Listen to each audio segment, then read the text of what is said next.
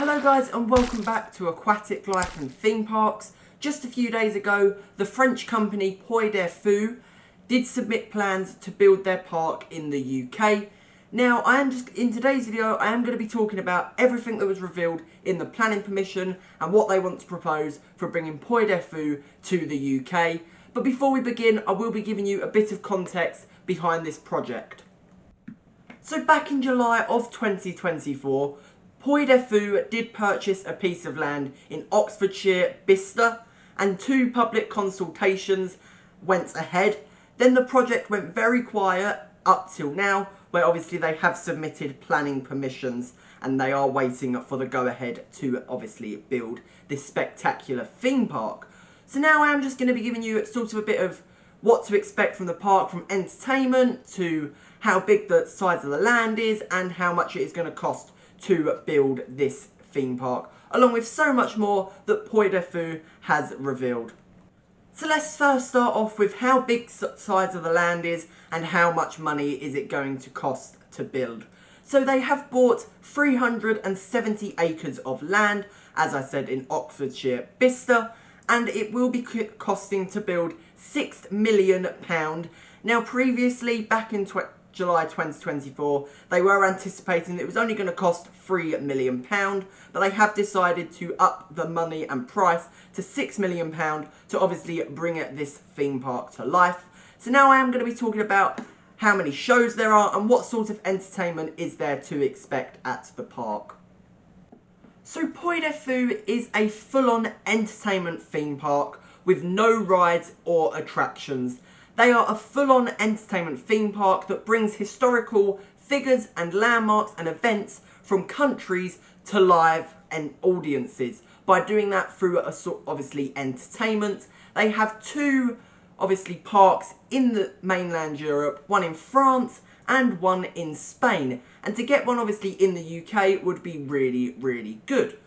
So they are obviously going to be basing it off British history. So what I'm expecting is that could be, you know, Battle of Hastings, World War, tons of different things that to do with British history.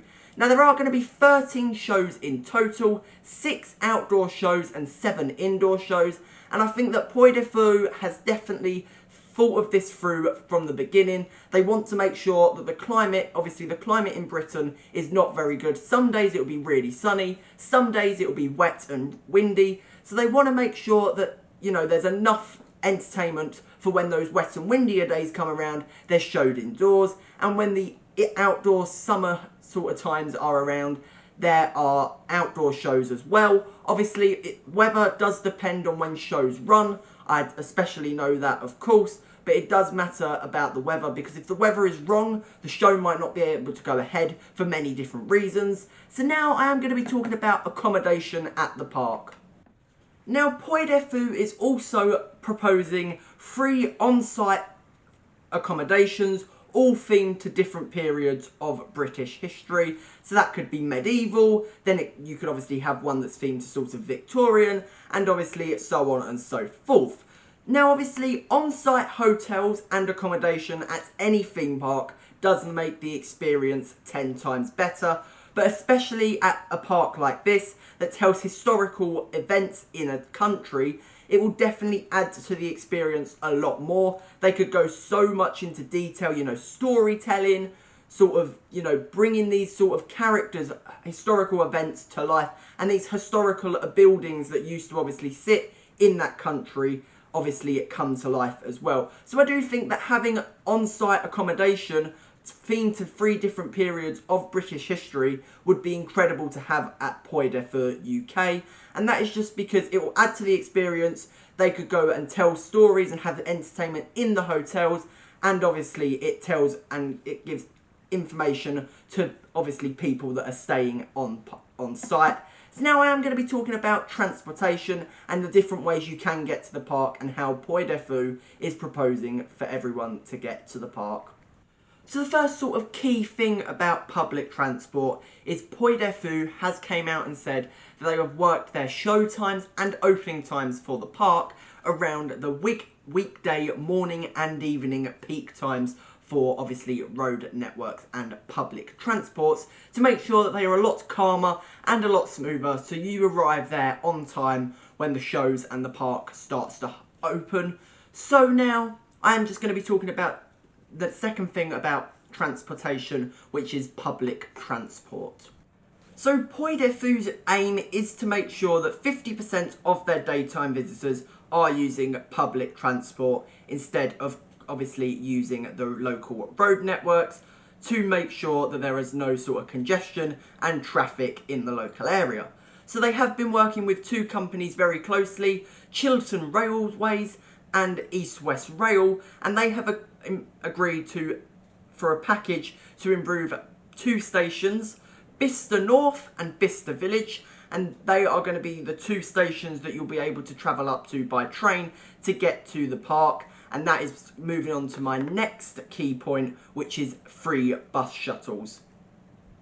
So there will be a free bus shuttle that will be running from the park to the both stations and back, and there will also be a on-site car park with 155 parking spaces for coaches. So that means if the local community maybe, or a community has booked it, or a school has booked it for a school trip, there will be plenty of spaces for coaches. Obviously there will also be plenty of spaces for cars, but mostly there will be also plenty of spaces for coaches. So now I'm just going to be telling you my thoughts of the public transport and planning ahead, and then I'll be talking about the grand opening year.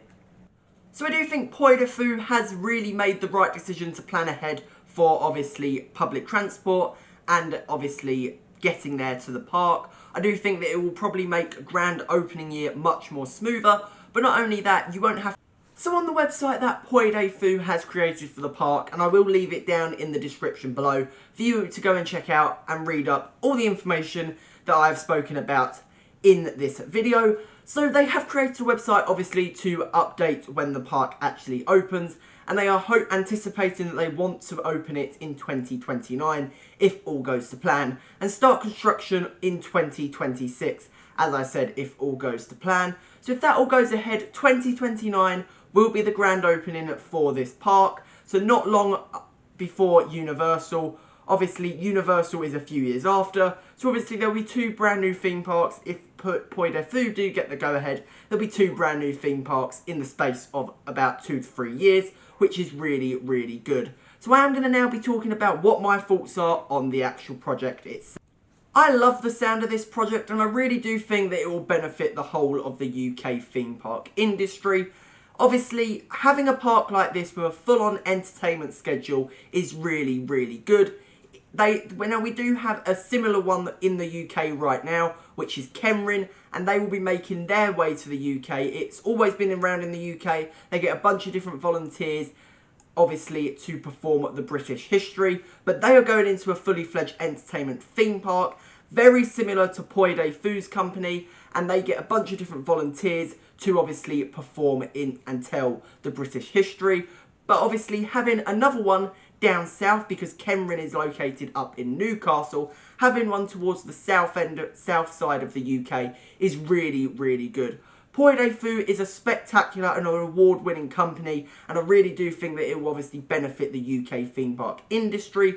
Not only that, it will benefit the whole of the UK. It will obviously tell the stories of obviously British history events and obviously historical characters from Britain, obviously bringing it to a live audience, teaching older and younger generations about the British history. But not only that, anyone who's coming from America maybe, or overseas, will also be taught the British history and what actually happened in Britain in those times. So I do really think that having a Puy du Fou in the UK will be really, really good.